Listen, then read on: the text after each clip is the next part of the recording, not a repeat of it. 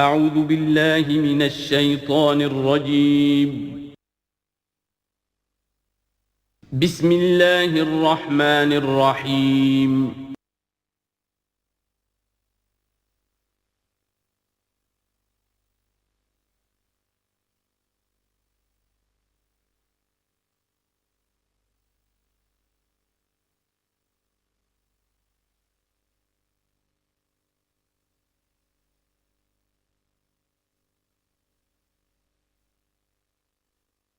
اعوذ باللہ من الشیطان الرجیم بسم اللہ الرحمن الرحیم الذین ينفقون اموالهم باللیل والنہار سرا وعلانیۃ فلہم اجرہم عند ربہم ولا خوف علیہم ولا هم یحزنون الذین یاکلون الربا لا یقومون الا کما یقوم الذی یتخبطہ الشیطان من المس ذلک بانہم قالوا انما البیع مثل الربا واحل اللہ البیع وحرم الربا فمن جاءه موعظة من ربه فانتهى فله ما سلف وأمره إلى الله ومن عاد فأولئك أصحاب النار هم فيها خالدون صدق الله العظيم رب اشرح لي صدري ويسر لي أمري واحلل عقدة من لساني يفقهوا قولي۔ ابھی سورہ مبارکہ کا وہ رکوع ہم پڑھ رہے ہیں کہ جو آج کے حالات میں اہم ترین ہے، اس لیے کہ اس دور میں اللہ کے خلاف بغاوت کی سب سے بڑی شکل تو ہے غیر اللہ کی حاکمیت کا تصور۔ سب سے بڑا شرک یہ ہے، نفسیاتی اعتبار سے سب سے بڑا شرک مادے پر توکل، بتوں سے تجھ کو امید ہے خدا سے نومیدی، مجھے بتا تو صحیح اور کافری کیا ہے۔ لیکن یہ نفسیاتی اور داخلی بات ہے۔ خارجی اور واقعاتی دنیا میں سب سے بڑا شرک اس وقت وہ غیر اللہ کی حاکمیت، جو اب عوامی شکل اختیار کر گئی، عوامی حاکمیت۔ اور اس کے بعد اس وقت کے گناہوں میں، بدعملی میں سب سے بڑا فساد جو ہے وہ سود کی بنیاد پر ہے۔ سب سے بڑا فتنہ، سب سے بڑا فساد دنیا میں جو اس وقت سب سے بڑی شیطنت ہے، جو یہودیوں کے ذریعے سے پورے گلوب کو اپنی گرفت میں لینے کے لیے بےتاب ہے، وہ یہی ہے جو سود کا ہتھ کنڈہ ہے، اس کی حرمت۔ یہاں ایک سوال میرے ذہن میں کبھی کبھی پیدا ہوتا تھا کہ یہ جو پہلی آیت ہے اس کا تعلق تو انفاق فی سبیل اللہ کے ساتھ ہے، اسے پچھلے رکوع کے ساتھ شامل ہونا چاہیے تھا، لیکن بعد میں یہ حقیقت مجھ پر منکشف ہوئی کہ بڑی حکمت کے ساتھ اس آیت کو اس رکوع کے ساتھ شامل کیا گیا ہے۔ وہ حکمت میں بعد میں بیان کروں گا۔ الذین ينفقون اموالهم باللیل والنہار، وہ لوگ کہ جو اپنا مال خرچ کرتے رہتے ہیں رات کو بھی دن میں بھی، سرًا وعلانیۃ، خفیہ طور پر بھی اعلانیہ بھی، صدقات واجبہ اعلانیہ، صدقات نافلہ خفیہ، انفاق فی سبیل اللہ خفیہ۔ فلہم اجرہم عند ربہم ولا خوف علیہم ولا هم یحزنون، ان کے لیے ان کا اجر محفوظ ہے ان کے رب کے پاس، نہ ان پر کوئی خوف طاری ہوگا اور نہ ہی وہ کسی حزن سے دوچار ہوں گے۔ الذین یاکلون الربا، اب ربا کا مسئلہ شروع ہو رہا ہے، جو سود کھاتے ہیں۔ وجہ کیا ہے؟ اصل مسئلہ ہے اس سرپلس ویلیو کا۔ آپ کا کوئی شغل ہے، آپ کی ملازمت ہے، آپ کما رہے ہیں، آپ کا خرچ پورا ہو رہا ہے، کچھ بچت بھی ہو رہی ہے۔ اب اس بچت کا اصل مصرف کیا ہے؟ یسألونک ماذا ينفقون قل العفو۔ اصل راستہ تو یہ ہے کہ اس کو دے دو اللہ کی راہ میں، یا محتاجوں کو یا اللہ کے دین کو۔ لیکن اب جو سود خورانہ ذہنیت ہے وہ یہ کہ اس بچت کو بھی مزید کمائی کا ذریعہ بناؤ، یہ سود خورانہ ذہنیت ہے۔ لہذا اصل میں سود خوری انفاق کا کی ضد ہے، اور یہ عقدہ مجھ پر کھلا جبکہ القرآن یفسر بعضہ بعضا، اس اصول کے تحت جب سورہ روم کی آیات کا میں نے مطالعہ کیا، وہاں یہی شکل آپ کو نظر آئے گی کہ ان دونوں کو مقابلے میں لایا گیا ہے، اللہ کی رضا جوئی کے لیے انفاق اور ربا، سود پر رقم دینا۔ وما آتیتم من ربا لیربو فی اموال الناس فلا یربو عند اللہ، جو کچھ تم دیتے ہو سود پر کہ وہ بڑھے لوگوں کے مال میں، محنت وہ کر رہا ہے اور آپ اس کی کمائی میں سے آپ وصول کر رہے ہیں اپنے اس سرمائے کی وجہ سے۔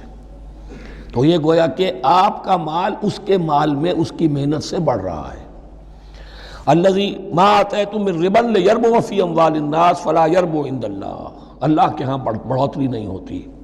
وما آتیتم من زکاۃ تریدون وجہ اللہ فاولئک هم المضعفون، اور وہ جو تم زکوٰۃ اور صدقات میں دے دیتے ہو اللہ کی رضا جوئی کے لیے، تو وہ ہیں جو دوہرے چوہرے کر رہے ہیں، ان کا مال بڑھ رہا ہے، اس کی بڑھوتری ہو رہی ہے. تو انفاق فی سبیل اللہ، صدقات، زکوٰۃ، اس کے بالمقابل، اس کے برعکس ہے اپنی اس بچت کے مال کو. اور آپ کو معلوم ہے آج کی بینکنگ سسٹم کا سب سے زیادہ زور بچت کی اسکیم، اور یہ سب کا سب جو ہے در حقیقت saving bank, saving account, save کرو، لیکن سیو کرو مزید کمانے کے لیے. سیو جو ہے اس لیے نہیں ہے کہ اپنا پیٹ کاٹو اور غرباء کو دو، اپنا سٹینڈرڈ آف لیونگ کم کرو اور اللہ کے دین کے لیے خرچ کرو، یہ نہیں، بلکہ اس لیے کہ وہ جو تم بچاؤ وہ ہمیں دو، تاکہ وہ ہم سود پر زیادہ رقم، زیادہ شرح سود پر دوسروں کو دیں اور تھوڑا شرح سود تمہیں دے دیں. اب اس کے برعکس سے الذین یاکلون الربا، جو لوگ سود کھاتے ہیں، لا یقومون الا کما یقوم الذی یتخبطہ الشیطان من المس، وہ نہیں کھڑے ہوتے مگر ان کی طرح سے کہ جن کو شیطان نے مخبوط الحواس بنا دیا ہو چھو کر. یہاں عام طور پر یہ سمجھا گیا کہ یہ قیامت کے دن کا نقشہ ہے. یہ قیامت کے دن کا نقشہ تو ہوگا ہی، اس دنیا میں بھی سود خوروں کا حال یہی ہے. اور اگر ان کا نقشہ دیکھنا ہو تو کسی سٹاک ایکسچینج کو جا کے دیکھ لیجئے، معلوم ہوگا دیوانے ہیں، پاگل ہیں، چیخ رہے ہیں، دوڑ رہے ہیں، بھاگ رہے ہیں. وہ انسان نہیں نظر آتے اس وقت جو بھی کچھ ہو رہا ہوتا سٹاک ایکسچینج کے اندر. مخبوط الحواس انسان جو ہے وہ ہو جاتا ہے یہ سود خوری کی وجہ سے. الذین یاکلون الربا لا یقومون الا کما یقوم الذی یتخبطہ الشیطان من المس ذلک بانہم قالوا انما البیع مثل الربا. اور ان کے سب سے بڑھ کر مخبوط الحواس ہونے کا مظہر یہ ہے، یہ اس لیے کہ وہ کہتے ہیں کہ بیع بھی تو ربا کی طرح ہے، بیع بھی تو سود ہے. میں نے 100 روپے کا مال خریدا 110 میں بیچ دیا، 10 بچ گئے، یہ ربا ہے.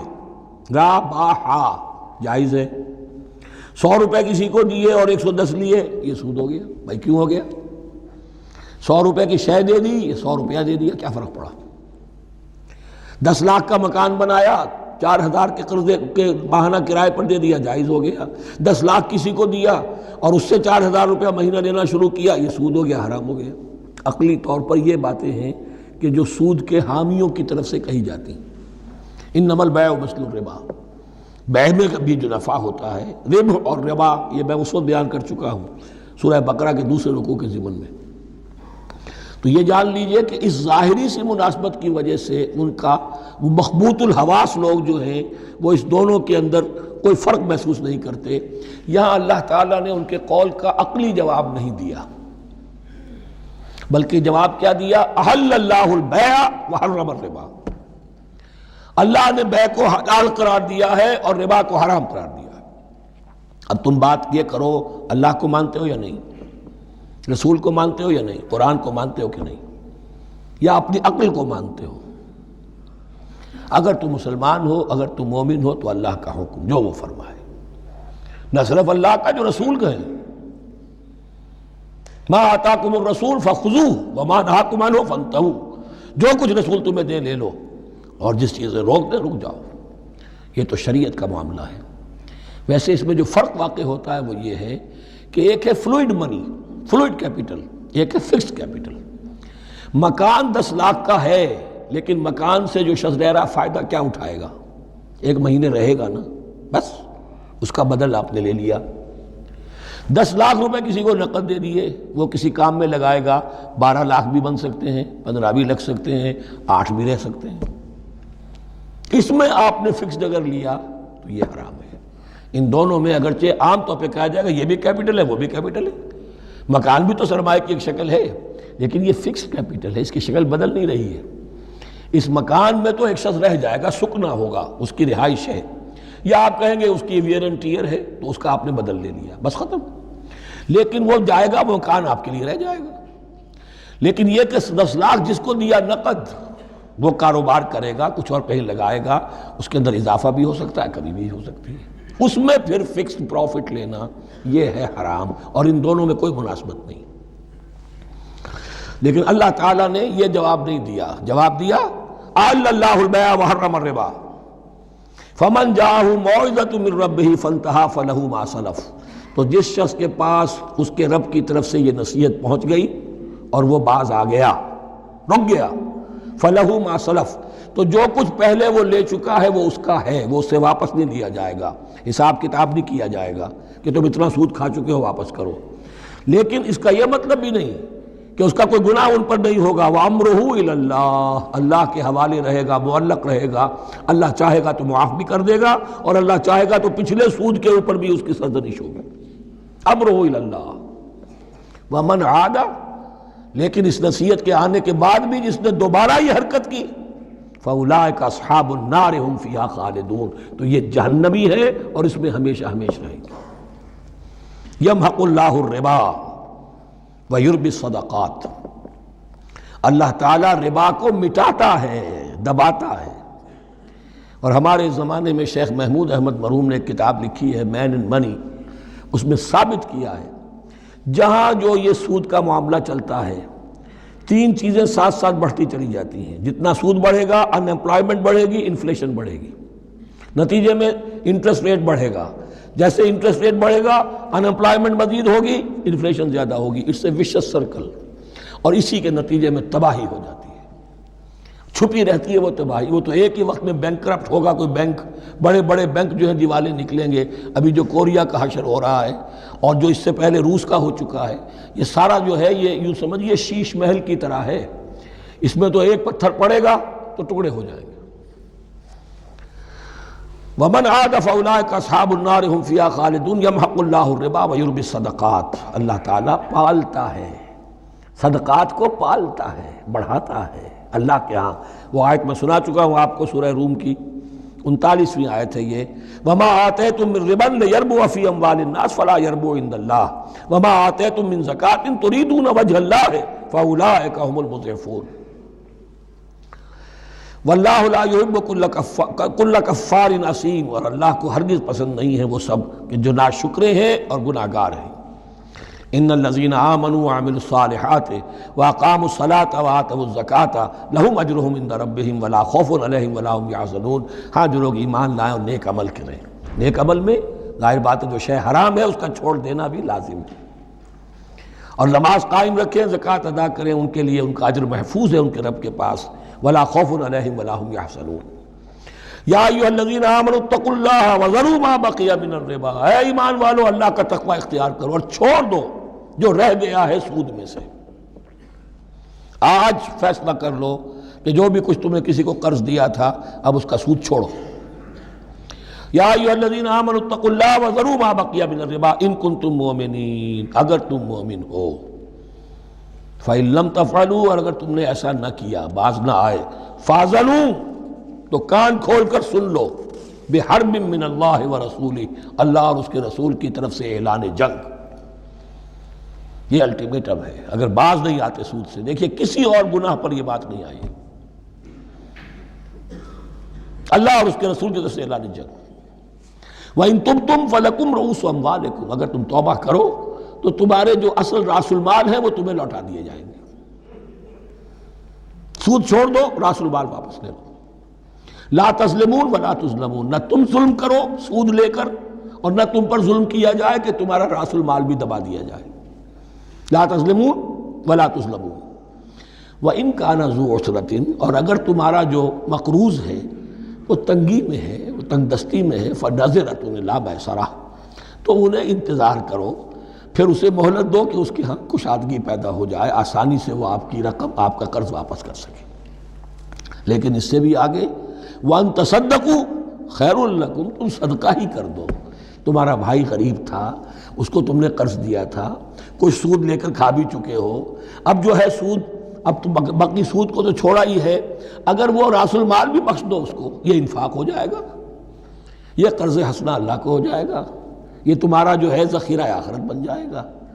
تو یوں سمجھیے کہ جو بھی جو ہے جس کو سرپلس ویلیو میں نے کہا تھا اسلامی معیشت کے اندر، جو بچت ہے آپ کی، اس بچت کا سب سے اونچا مصرف کیا ہے؟ صدقہ دے دو، انفاق کر دو۔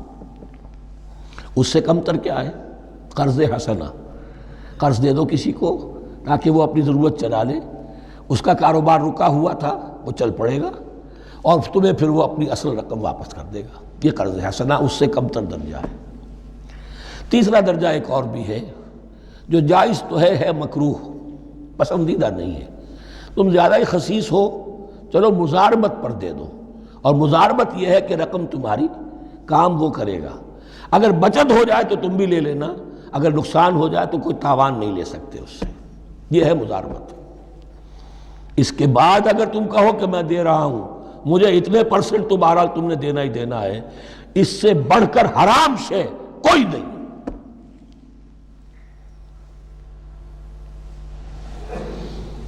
وَإِنْ كَانَ ذُو عُسْرَةٍ فَنَظْرَةٌ إِلَىٰ مَيْسَرَةٍ، تو اگر وہ ہے مقروض تمہارا وہ تنگی میں ہے پھر انتظار کرو، اسے مہلت دو اس کی کشائش تک. وَأَن تَصَدَّقُوا خَيْرٌ لَكُمْ، اور اگر تم صدقہ ہی کر دو، خیرات کر دو، دے دو، بخش دو، وہ تمہارے لیے بہتر ہوگا. ان کنتم تعلمون، اگر تم جانتے ہو، اگر وہ حکمت تمہارے اندر آ گئی ہے، اگر تم اولو الالباب ہو، اگر تم سمجھدار ہو، تو جو کچھ تمہیں بچت اس سے ہوگی، جو اللہ کے ہاں اجر و ثواب ملے گا، وہ تمہیں یہ رقم واپس لے کر جو ہے اس سے کیا مل جائے گا. وَاتَّقُوا يَوْمًا تُرْجَعُونَ فِيهِ إِلَى اللَّهِ، یہ آیت آخری آیت ہے قرآن کی نزول کے اعتبار سے. آیت ڈرو اس دن سے، تو دیکھیے وہی آیت یاد کیجئے. وَاتَّقُوا يَوْمًا لَا تَجْزِي نَفْسٌ عَن نَفْسٍ شَيْئًا وَلَا يُقْبَلُ مِنْهَا شَفَاعَةٌ وَلَا يُؤْخَذُ مِنْهَا عَدْلٌ وَلَا هُمْ يُنصَرُونَ. وَاتَّقُوا يَوْمًا لَا تَجْزِي نَفْسٌ عَن نَفْسٍ شَيْئًا وَلَا يُقْبَلُ مِنْهَا عَدْلٌ وَلَا تَنفَعُهَا شَفَاعَةٌ وَلَا هُمْ يُنصَرُونَ. وَاتَّقُوا يَوْمًا تُرْجَعُونَ فِيهِ إِلَى اللَّهِ، ڈرو اس دن سے جس دن کے لوٹا دیے جاؤ گے تم اللہ کی طرف. ثم توفى كل نفس ما كسبت، پھر ہر جان کو پورا پورا دے دیا جائے گا جو کمائی اس نے کی ہوگی. وهم لا يظلمون، اور ان پر کوئی ظلم نہیں ہوگا. اب یہ قرآن مجید کی طویل ترین آیت آ رہی ہے، آیت دین. کوئی قرض کا معاملہ ہے، کوئی قرض کا معاملہ ہے کہ آپ نے کسی کو قرض دیا، یا کوئی کاروباری معاملہ ہے، اشتراک ہے جس میں کہ جو بھی ہوگا بعد میں نتائج نکلیں گے. ان سب کے بارے میں حکم ہے کہ لکھ لیا کرو. ہم کیا کرتے ہیں قرض دیتے ہوئے، اب دوست ہے، بھائی ہے، عزیز ہے، کیا لکھوانا، اس سے کیا کہے گا، اعتماد نہیں ہے. کاروبار شروع ہو گیا، زبانی باتیں کر لی، اس کے بعد رو رہے ہیں، چیخ رہے ہیں، چلا رہے ہیں. یا ایھا الذین آمنوا اذا تداینتم بدین الی اجل مسمی فاکتبوہ، اے اہل ایمان جب بھی تم کوئی معاملہ کرو قرض کا ایک وقت معین تک کے لیے، ایک تو وقت معین ہونا چاہیے، یہ قرض دے رہے ہیں کب واپس ہوگا. فاکتبوہ، تو اس کو لکھ لیا کرو. یہ فعل امر ہے، الامر للوجوب، واجب ہے یہ. وَلْيَكْتُبْ بَيْنَكُمْ كَاتِبٌ بِالْعَدْلِ، اور چاہیے کہ کوئی لکھنے والا تمہارے مابین عدل کے ساتھ، لکھنے والا کوئی ڈنڈی نہ مار جائے، انہیں بھی چاہیے کہ وہ صحیح لکھے. وَلَا يَأْبَ كَاتِبٌ أَن يَكْتُبَ كَمَا عَلَّمَهُ اللَّهُ فَلْيَكْتُبْ، اور کسی بھی شخص کو جسے اللہ نے سکھایا ہوا ہے کتابت لکھنے کا کام، تو اس کو انکار نہیں کرنا چاہیے لکھنے سے. اللہ نے اسے یہ علم دیا ہے، اسے چاہیے کہ لکھ دے. اس لیے کہ اس معاشرے میں پڑھے لکھے لوگ تو بہت کم ہوتے تھے. اب بھی یہ ہوتا ہے، عرائض نویس وغیرہ ہوتے ہیں، وثیقہ نویس ہوتے ہیں، پیسے دے کے ان کو جو لکھواتے ہیں. لیکن اگر کوئی وثیقہ نویس جو ہے بے ایمانی کرے اور لکھنے میں کوئی کمی کر جائے تو جو جس کے اوپر ذمہ داری ہے اسے نقصان پہنچ جائے گا. وَلْيَكْتُبْ بَيْنَكُمْ كَاتِبٌ بِالْعَدْلِ، اور چاہیے کہ لکھنے والا تمہارے مابین انصاف کے ساتھ لکھے. وَلَا يَأْبَ كَاتِبٌ أَن يَكْتُبَ كَمَا عَلَّمَهُ اللَّهُ فَلْيَكْتُبْ، اور نہ انکار کرے کوئی لکھنے والا اس سے کہ وہ لکھے جیسے اللہ نے اسے سکھایا ہے تو لکھنا چاہیے. وَلْيُمْلِلِ الَّذِي عَلَيْهِ الْحَقُّ، لکھتے وقت املا وہ کرائے جس کے ذمے رقم آ رہی ہے، جس پر حق آ رہا ہے. علیہ الحق، وہ لکھوائے. جس کا مال ہے وہ نہ لکھوائے، جس پر ذمہ داری آ رہی ہے وہ لکھوائے کہ میں کیا ذمہ داری لے رہا ہوں. وَلْيَتَّقِ اللَّهَ رَبَّهُ، اور اللہ سے ڈرتا رہے اپنے رب سے. وَلَا يَبْخَسْ مِنْهُ شَيْئًا، اور لکھوانے میں اس میں سے کوئی شے کم نہ کر دے. فَإِنْ كَانَ الَّذِي عَلَيْهِ الْحَقُّ سَفِيًّا، اب اگر وہ جو مقروض ہے، جو قرض لے رہا ہے، جس کے ذمے کوئی ذمہ داری آ رہی ہے، وہ ناسمجھ ہے یا بوڑھا ہے، ضعیف ہے، اور لا یستطیع ان یمل، یا اس کے اندر یہ اتنی صلاحیت نہیں ہے کہ املا کرا سکے، یہاں املا کے معنی میں ہے. ہوا فلیملل ولیہ بالعدل، تو اگر وہ نہیں املا کرا سکتا تو اس کا کوئی ولی ہو، اس کا کوئی وکیل ہو، اس کا کوئی اٹارنی ہو، وہ اس کی طرف سے اس کو لکھوائے۔ واستشہدوا شہیدین من رجالکم، یہ ایک ہی آیت چل رہی ہے ابھی، پورے رکوع کے اوپر ایک آیت پھیلی ہوئی ہے، سوائے آخر میں تھوڑا سا حصہ دوسری آیت آئے گی۔ واستشہدوا شہیدین من رجالکم، اور گواہ بنا لیا کرو دو اپنے مردوں میں سے۔ فإن لم یکونا رجلین، اور اگر دو مرد دستیاب نہ ہو، فرجل وامرأتان، تو ایک مرد اور دو عورتیں، ممن ترضون من الشہداء، اور وہ بھی دونوں کے نزدیک مقبول ہوں شہداء، کہ ہاں دونوں کو اعتماد ہے ان پر۔ اب یہ جو سوال آ گیا کہ ایک مرد کی جگہ دو عورتیں، دو مرد یا پھر ایک مرد کا ہونا تو لازم ہو گیا، محض عورت کی گواہی نہیں چلے گی، لیکن اس کا آیا مسئلہ ہر قسم کے معاملے کا ہے یا قرض اور مالی معاملات میں وثیقہ نویسی کا، یہ ایک علیحدہ مسئلہ ہے۔ یہ تو باتیں پھر فقہا کے ہاں تفصیل سے ملتی ہیں، لیکن یہ مسئلہ موجود ہے کہ دو مرد، اور اگر دو مرد دستیاب نہ ہو تو ایک مرد اور دو عورتیں۔ تو سوال تو پیدا ہو گیا کہ کیا عورت کی گواہی عادی ہے؟ ان تضل احداہما فتذکر احداہما الاخری، مبادا ان میں سے کوئی ایک بھول جائے تو یاد کرا دے دوسری۔ عقلی سوال پیدا ہو گیا، کیا مرد نہیں بھول سکتا؟ کیا جواب ہے اس کا؟ جواب یہ ہے کہ واقعتاً اللہ تعالیٰ نے عورت کے اندر نسیان کا مادہ زیادہ رکھا ہے۔ الا یعلم من خلق وہو اللطیف الخبیر، کیا وہی نہ جانے گا جس نے پیدا کیا ہے؟ اس نے پیدا کیا ہے، وہ جانتا ہے۔ نسیان کا مادہ کیوں زیادہ رکھا یہ بھی سمجھ لیجیے، عقلی بات ہے، منطقی بات ہے۔ She has to play the role of number 2، اسے مرد کے تابع رہنا ہے۔ جو نمبر 2 ہوتا ہے اس کے اوپر، اس کے کبھی احساسات کے اوپر، کبھی جذبات کے اوپر کوئی نہ کوئی کوفت، کوئی قدورت آتی ہے، اور اس میں اللہ تعالیٰ نے ان کا سیفٹی والو رکھا ہوا، بھول جانا۔ اگر بھولنا نہ ہو، یاد ماضی عذاب ہے یا رب، چھین لے مجھ سے حافظہ میرا۔ یہ نسیان جو ہے یہ بھی ایک بہت بڑی نعمت ہے، ورنہ تو کوئی صدمہ دل سے اترے ہی نہ، کوئی غصہ کبھی ختم ہوئی نہ۔ تو بھولنے کا معاملہ، یہ سیفٹی ویلو اللہ نے عورت میں زیادہ رکھا ہے، اس لیے کہ اسے مرد کے تابع ہو کر رہنا ہے، اور جب تابع ہو کر رہنا ہے تو اسے زیادہ، اس کے احساسات پہ، جذبات پر زیادہ مواقع آئیں گے کہ اس کو کچھ زک پہنچے۔ اس کے لیے یہ سیفٹی ویلو کے نسیان ہے، یہ زیادہ رکھ دیا گیا ہے۔ ان تضل احداہما فتذکر احداہما الاخری، اب یہ کہ اگر یہ بات سمجھ میں نہ آتی تب بھی اللہ کا حکم ہے ماننا ہے۔ اگر فسٹ کیپٹل اور فلوئڈ کیپٹل کا فرق سمجھ میں نہیں آتا تب بھی بیع حلال ہے، ربا حرام ہے، اللہ خیر صلی اللہ، احل اللہ البیع وحرم الربا۔ لیکن اگر حکمت سمجھ میں آ جائے تو نور علی نور۔ ولا یابى الشہداء اذا ما دعوا، اور نہ انکار کریں گواہ جب کہ ان کو بلایا جائے۔ اب گواہی کے لیے بلایا جائے تو گواہ نہیں آ رہے، نخرہ کر رہے ہیں، نہیں، ان کو آنا چاہیے۔ جو اللہ کی کوئی گواہی جو ہے اگر چھپائی ہے تو بہت بڑا ظلم ہے۔ ولا تسأموا، اور اس سے تھکو مت، کسل مت کرو، سستی مت کرو، ان تکتبوہ، کہ تم لکھو اسے، صغیراً او کبیراً، چاہے چھوٹا معاملہ ہو چاہے بڑا ہو، الی اجلہ، وقت معین کے لیے، اتنا قرض دے رہا ہوں، اتنے وقت میں آپ نے مجھے لوٹانا ہے۔ اس کے بعد آپ بڑھا سکتے ہیں، آپ دیکھ سکتے ہیں، اسے مزید مہلت دے سکتے ہیں، ایسے ہی حالات ہیں تو آپ معاف بھی کر سکتے ہیں، لیکن یہ کہ جب لکھنا ہے، حکم دیا جا رہا ہے تو اس میں اجل معین ہو، الی اجلہ، اور اس میں چھوٹے بڑے کی تفریق نہ کرو، چاہے چھوٹا مسئلہ ہو بڑا لکھ لو۔ ذالکم اقسط عند اللہ، یہ اللہ کے نزدیک بھی زیادہ مبنی بر انصاف ہے، واقوم للشہادہ، اور گواہی کے لیے زیادہ قوی ہوگا اور زیادہ درست ہوگا۔ لکھی ہوئی شے ہوگی تو اب معاملہ جو ہے بہت واضح رہے گا، ورنہ زبانی یادداشت کے اندر کہیں کہیں جو ہے تعبیر ہی میں فرق ہو جاتا۔ وعدنا اللہ ترتابوا، اور یہ اس کے بہت قریب ہے کہ تم بھولو گے نہیں، الا ان تکون تجارۃ حاضرۃ تدیرونها، الا یہ کہ کوئی لین دین ہو، تجارت ہو جو حاضر ہوتی ہے دست بدست، آپ نے سودا دیا، اس نے پیسے دے دیے، اب کیش بھی وہ دے دیجئے یا آپ دینا چاہیں تو، ورنہ یہ شریعت میں لازم نہیں ہے۔ اگر ایسا دست بدست کا معاملہ ہے تو پھر یہ ہے کہ وہ تو ہو گیا ایکسچینج، وہ مال جو ہے دکاندار نے مال دیا، آپ نے پیسے دے دیے، اس کے لکھنے کی ضرورت نہیں ہے۔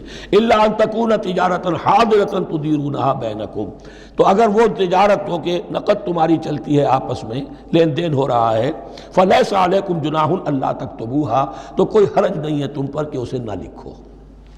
واشہدوا اذا تبایعتم، اور گواہ بنا لیا کرو جب کوئی مستقبل کا سودا کرو۔ یہ بیع سلم جو ہوتی ہے یہ مستقبل کا سودا ہے، قرض کا سودا ہے۔ بیع سلم بھی ایک طرح کا قرض ہے۔ آج آپ طے کرتے ہیں کسی شخص سے، کسی کاشتکار سے، زمیندار سے کہ اگلا موسم جو آئے گا فصل کا، گیہوں کی فصل کا، تو اتنے روپے من کے حساب سے 500 من گندم میں آپ سے لوں گا۔ یہ بیع سلم کہلاتی ہے، اور اس میں لازم ہے کہ پوری قیمت ابھی ادا کر دیں۔ لیکن اس میں بھی کہ اس وقت آپ کو اتنی گندم دینی ہے، اس کو لکھوا لو اور اس پر 2 گواہ بنا لو۔ واشہدوا اذا تبایعتم ولا یضار کاتب ولا شہید، اور نہ نقصان پہنچایا جائے کسی لکھنے والے کو یا گواہ کو، اور نہ نقصان پہنچائے کوئی لکھنے والا یا گواہ۔ یہ یضار دونوں کے لیے آ جائے گا، یہ معروف بھی ہے اور مجرور بھی ہے۔ نہ ضرر پہنچایا جائے اور نہ ضرر پہنچائے، نہ کوئی کاتب اور نہ کوئی شہید گواہ۔ وَإِن تَفْعَلُوا، اگر تم ایسا کرو گے، نقصان پہنچاؤ گے، فَإِنَّهُ فُسُوقٌ بِكُمْ، تو یہ تمہارے لیے بہت بڑے گناہ کی بات ہوگی۔ وَاتَّقُوا اللَّهَ، اللہ سے ڈرو، وَيُعَلِّمُكُمُ اللَّهُ، اللہ تمہیں تعلیم دے رہا ہے، وَاللَّهُ بِكُلِّ شَيْءٍ عَلِيمٌ، اللہ ہر چیز کا علم رکھنے والا ہے۔ یہ ایک آیت ہوئی ہے، آخری پارے کی میرا خیال ہے 4 5 6 صورتیں جمع کر لیں تو جا کر یہ ایک آیت کا حجم برابر ہوگا۔ جو میں نے کہا تھا کہ آیات کی تعیین توقیفی ہے، یہ ہمارے حساب کتاب سے، گرامر سے، منطق سے، علم بیان سے کسی سے کوئی تعلق نہیں اس کا۔ وَإِن كُنتُمْ عَلَىٰ سَفَرٍ، اور اگر تم سفر پر ہو، وَلَمْ تَجِدُوا كَاتِبًا، اب وہاں کوئی لین دین کا معاملہ ہو گیا، قرض کا ہو گیا، کاتب کوئی ہے نہیں، فَرِحَانٌ مَقْبُوضَةٌ، تو کوئی گروی شے رکھ لو قبضے میں، فلاں شے آپ کے قبضے میں رہے گی، آپ اتنے پیسے مجھے دے دیجئے، میں جب یہ واپس کر دوں گا اپنی چیزیں آپ میری چیز مجھے لوٹا دیجیے گا۔ یہ رہن ہے مقبوضہ، لیکن رہن سے کوئی فائدہ اٹھانے کی اجازت نہیں، وہ سود ہو جائے گا۔ اگر مکان رہن رکھا گیا ہے، قبضہ تو ہوگا اس کا، لیکن یہ کہ وہ اس کا کرایہ نہیں لے سکتا، کرایہ مالک کو جائے گا، اس سے کوئی استفادہ نہیں کر سکتا اس مال سے۔ رہان مقبوضہ۔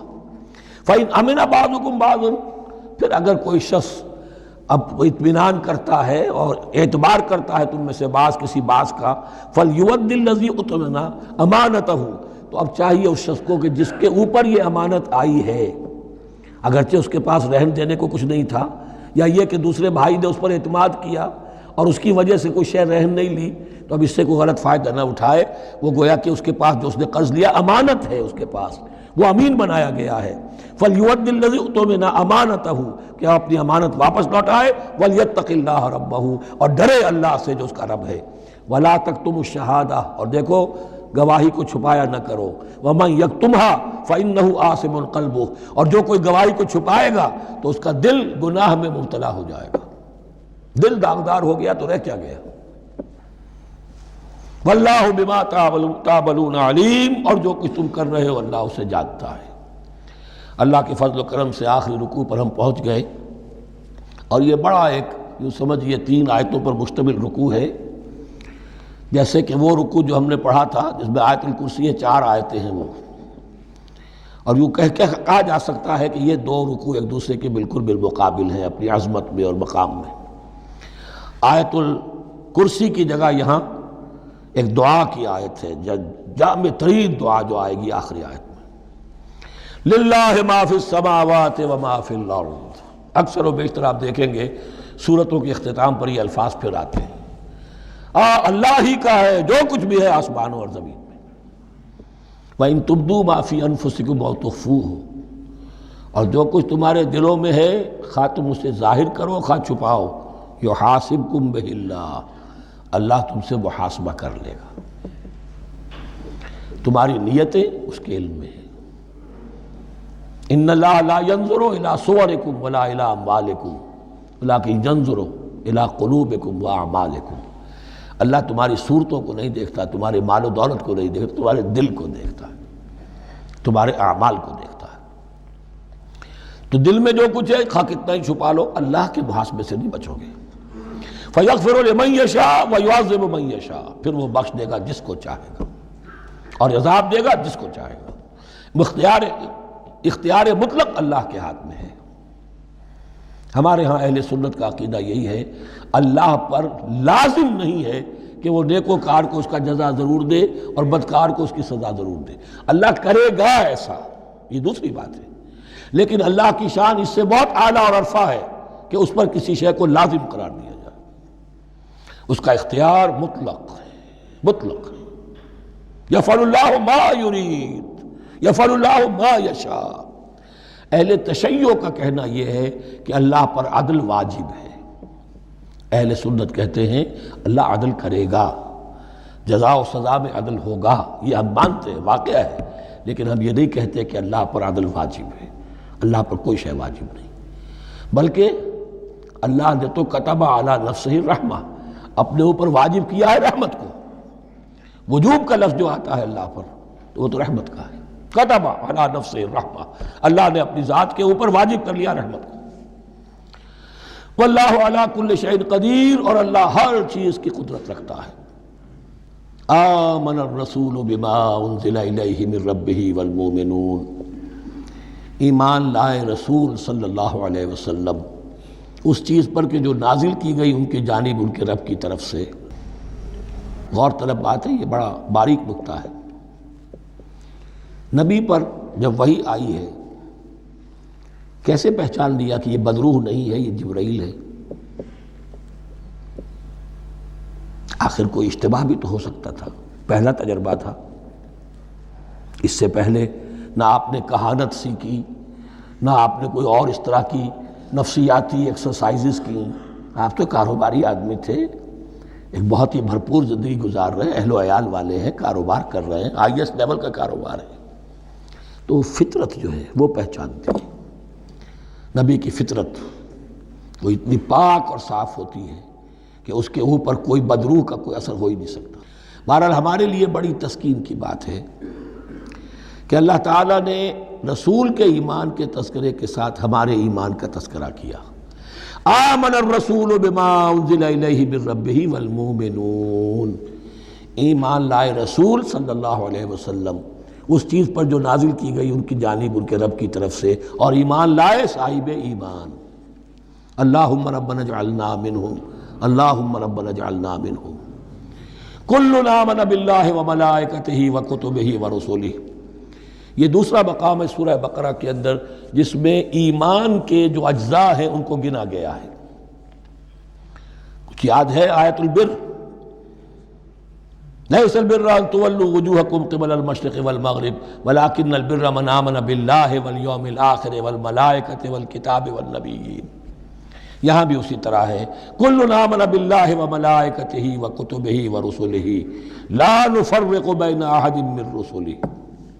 اور یہ تیسری مرتبہ بات آ گئی ہے کہ رسولوں کے درمیان کوئی تفریق نہیں کی جائے گی۔ کہاں؟ پہلے تو آیا تھا 16ویں رکوع میں، لا نفرق بین احد منہم ونحن لہ مسلمون، اور اس سے بھی پہلے آیا تھا والذین یؤمنون بما انزل الیک وما انزل من قبلک، وہ لوگ جو ایمان رکھتے ہیں اس پر بھی جو ہے نبی آپ پر نازل کیا گیا اور اس پر بھی جو آپ سے پہلے نازل کیا گیا۔ لا نفرق بین احد من رسلہ، ہم اس کے رسولوں میں سے کسی کے مابین کوئی تفریق نہیں کرتے۔ تفضیل اسی صورت میں ثابت ہے، تلک الرسل فضلنا بعضهم علی بعض منہم من کلم اللہ ورفع بعضهم درجات وقالوا سمعنا واطعنا، وہی بات کہ جو کہی گئی تھی جب ان سے کہا گیا تھا واسمعوا، کیا کہا تھا انہوں نے؟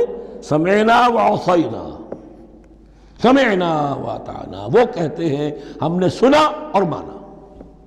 غفرانک ربنا، ہماری درخواست ہے پروردگار، تیری بخشش مانگتے ہیں۔ غفرانک، نون پر زبر ہے، مفعول ہے، نسألک غفرانک، اے اللہ ہم تجھ سے سوالی ہیں، تجھ سے طلب کرتے ہیں، درخواست کرتے ہیں تیری مغفرت کا۔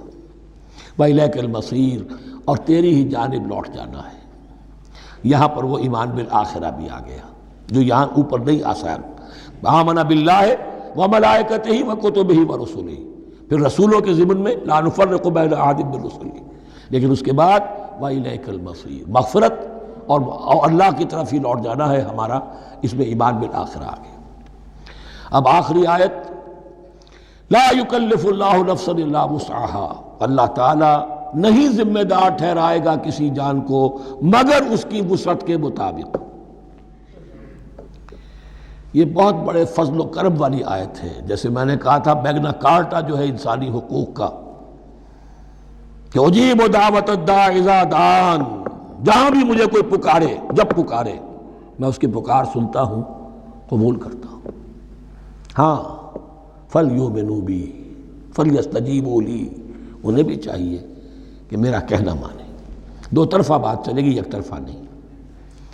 میری مانو، اپنی منواؤ، تم دعائیں کرو گے ہم قبول کریں گے، تم ہماری بات نہیں مانتے پھر تمہاری دعا تمہارے منہ پر دے ماری جائے گی۔ کرتے رہو قنوت نازلہ 40 دن کے 80 دن پڑھتے رہو، ڈھاکہ تو بیٹھ ہی جائے گا، بیٹھ گئے۔ یہودیوں سے شکست تو ہو ہی جائے گی، ہو گئی۔ کرتے رہو، حرمین میں پڑھتے رہو قنوت نازلہ، مکے میں پڑھو، مدینے میں پڑھو، پوری دنیا میں پڑھو۔ اللہ کو پیٹھ دکھائی ہوئی ہے، اس کے دین کو پاؤں تلے روندا ہوا ہے، اللہ کے باغیوں سے دوستی ہے، کسی نے قبلہ ماسکو کو بنایا تھا اور کسی نے واشنگٹن کو بنایا تھا، تمہاری دعائیں کیسے قبول ہوں؟ لیکن یہ جو آیت ہے یہ اس اعتبار سے بہت بڑی رحمت کی آیت ہے کہ اللہ تعالیٰ کے ہاں وہ اندھے کی لاٹھی والا معاملہ نہیں ہے کہ تمام انسانوں سے محاسبہ ایک ہی سطح پر ہو۔ اللہ جانتا ہے کس کی کتنی وسعت ہے، اور وسعت کن چیزوں سے بنتی ہے۔ آپ کو کوئی اور جین ملے ہیں، مجھے کوئی اور جین ملے ہیں، انہیں کوئی اور جین ملے ہیں، یہ جینز، ان جینز کی اپنی اپنی خصوصیات ہیں، خصائص ہیں، پراپرٹیز ہیں، لیمیٹیشنز ہیں۔ آپ کو کوئی اور ماحول ملا، اسے کوئی اور ماحول ملا، اسے کوئی اور ماحول ملا، تو hereditary factors multiplied by environmental factors, ان دونوں سے ایک شخصیت کا ہیولہ بنتا ہے انسان کا، جس کو پیٹرن کہتے ہیں ہمارے مستری لوگ۔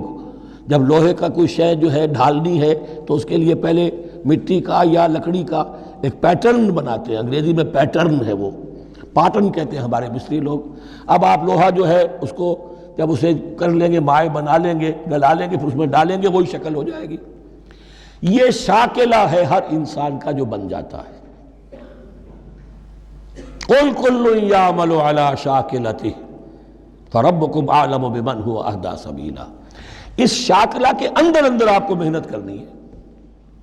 اللہ جانتا ہے کس کا شاکلہ وسیع تھا، کس کا شاکلہ تنگ تھا، کس کے جینز اعلیٰ تھے، کس کے جینز ادنا تھے، کس کے ہاں ذہانت زیادہ تھی، کس کے ہاں جسمانی قوت زیادہ تھی۔ جو بھی کچھ اس نے دیا ہے، جس کو وہاں ہم نے رکھا اس کو وہاں رکھا، اس نے وہاں تعلیم پائی، اس نے یہاں تعلیم پائی، جو بھی انوائرمنٹل فیکٹرز آئے ہیں، جو بھی جینیٹک فیکٹرز آئے ہیں، سب اللہ کے علم میں ہیں۔ ان سب کو ملحوظ رکھ کے اللہ حساب لے گا۔ جو شاکلہ ہم نے تمہیں دیا تھا اس میں تم نے کیا کیا؟ ایک شخص کے اندر فرض کیجئے استعداد ہی ہے 20 درجے کی استعداد ہے، اس نے فرض کیجئے 18 درجے کام کر دیا، کامیاب ہو گیا۔ کسی میں استعداد 100 درجے کی تھی، اس نے 50 درجے کیا، ناکام ہو گیا۔ حالانکہ کمیت کے اعتبار سے 50 درجے زیادہ ہے 18 درجے سے، لیکن یہ 18 درجے کا کام وہ کر رہا ہے جس کے اندر استطاعت تھی ہی 20 کی، یا 18 ہی کی تھی، اس نے پوری کر دی۔ اور 50 درجے والا وہ جس کو اللہ نے دے رکھی تھی 1000 کی استطاعت، اس کا وہ 50 بیکار ہو گیا۔ تو اللہ تعالیٰ کا محاسبہ جو ہے انڈیویجول ہے، اس لیے فرمایا گیا کلہم آتی ہے یوم القیامت فردا، ان میں سب لوگ اس دن قیامت کے دن سب آئیں گے اکیلے اکیلے، تنہا تنہا، ہر ایک کا حساب ہوگا وہاں، اور ہر ایک کا حساب ہوگا لا یکلف اللہ نفسا الا وسعها، اللہ ذمہ دار نہیں ٹھہرائے گا کسی بھی جان کو مگر اس کی وسعت کے مطابق۔ البتہ اس کا اب ایک ریورس ہے۔ ہوتا کیا ہے، ہم سمجھتے ہیں دنیا میں تو بھاگ دوڑ کر رہے ہیں، اور دین اجی ہمارے اندر تو استطاعت، دین کے کام کی صلاحیت ہی نہیں ہے۔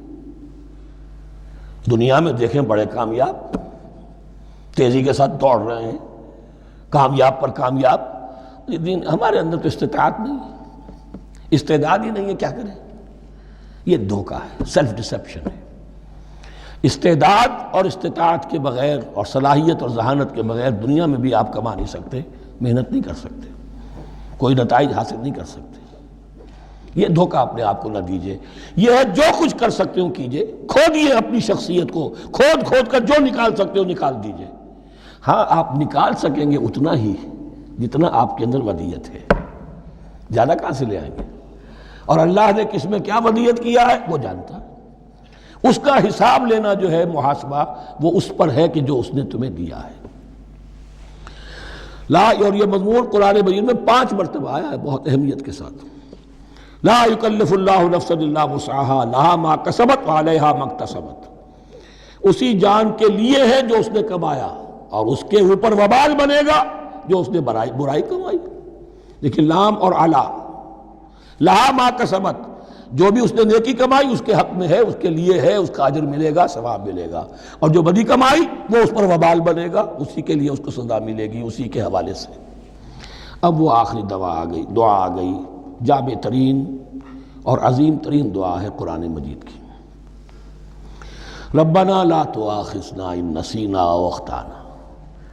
اہل ایمان کے راستے پر، عمل صالح کے راستے پر مقدور بھر، امکان بھر اپنی شخصیت کے کونوں کھدروں میں سے بھی نکال کر، اپنی ریزیڈول انرجیز کو بھی نکال کر اللہ کی راہ میں لگا دیں۔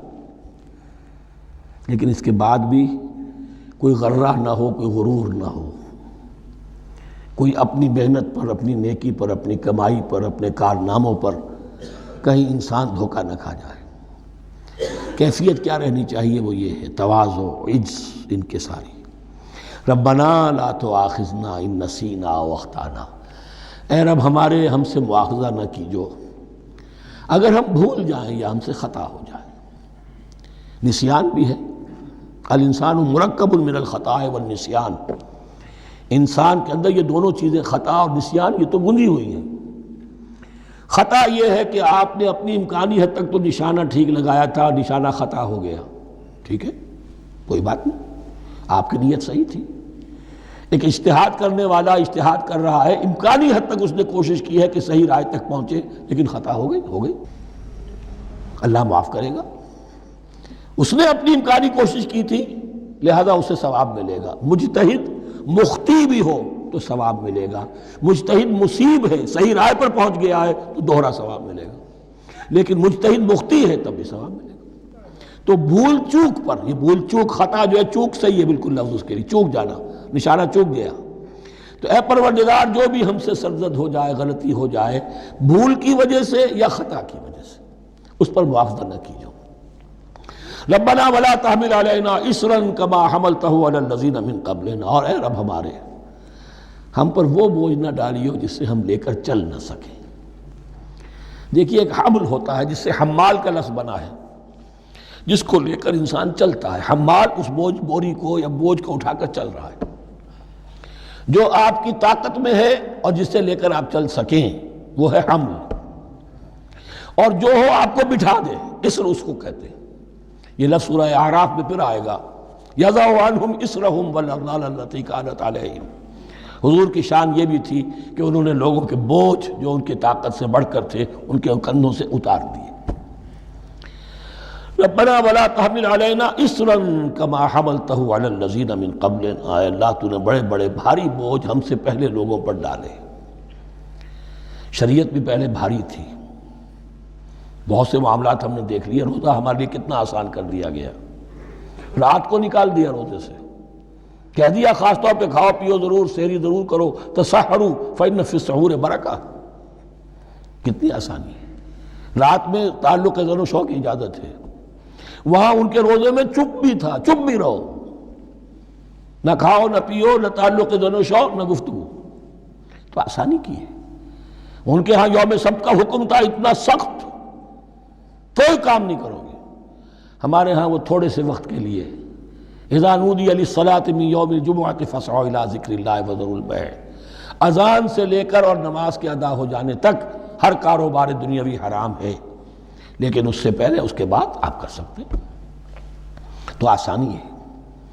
ربنا ولا تحمل علینا اصرا کما حملته علی الذین من قبلنا ربنا ولا تحملنا ما لا طاقت لنا به، اور اے رب ہمارے ہم پر وہ بوجھ نہ ہم پر عائد کی جو ہم پر ڈالیو جس کی کہ ہمارے اندر طاقت نہ ہو۔ واعف عنا، ہم سے درگزر فرماتا رہے، ہمیں معاف کرتا رہے، واغفر لنا، اور ہمیں بخشتا رہے۔ مغفرت کا لفظ جو ہے اس کو سمجھ لیجئے ڈھانپنا۔ مغفر کہتے ہیں خود کو، جو ہیلمٹ پیٹا ہوتا ہے تاکہ گولی جو ہے وہ سر پہ لگے تو یہ آپ کو بچا لے۔ مغفر خود پہنتے تھے تلوار کے وار سے سر کو بچانے کے لیے، سر کو ڈھانپا ہوا مغفر سے۔ تو گناہ کو اللہ تعالیٰ اپنی رحمت سے ڈھانپ دے۔ واغفر لنا، ہماری خطاؤں کی پردہ پوشی فرما دے۔ ورحمنا، اور ہم پر رحم فرما۔ انت مولانا، تو ہمارا مولا ہے، والی ہے، ہمارا پشت پناہ ہے، مددگار ہے۔ اللہ ولی الذین آمنوا یخرجہم من الظلمات الی النور فانصرنا علی القوم الکافرین، بس ہماری مدد فرما کافروں کے مقابلے میں۔ انہی الفاظ پر وہ دعا ختم ہوئی تھی جو طالوت کے ساتھیوں نے کی تھی علیہ الصلوۃ والسلام۔ اصل میں یہ دعا اب تلقین کی جا رہی ہے، مرحلہ سخت آ رہا ہے، مرحلہ سخت ہے اور جان عزیز، تاب لاتے ہی بنے گی غالب۔ اب وہ مرحلہ آ رہا ہے، اس کے لیے تیار ہو جاؤ۔ یہ سارا حصہ جو ہے در حقیقت یہ تمہید ہے غزوہ بدر کی۔ بارک اللہ لی ولکم فی القرآن العظیم ونفعنی وإیاکم بالآیات والذکر الحکیم۔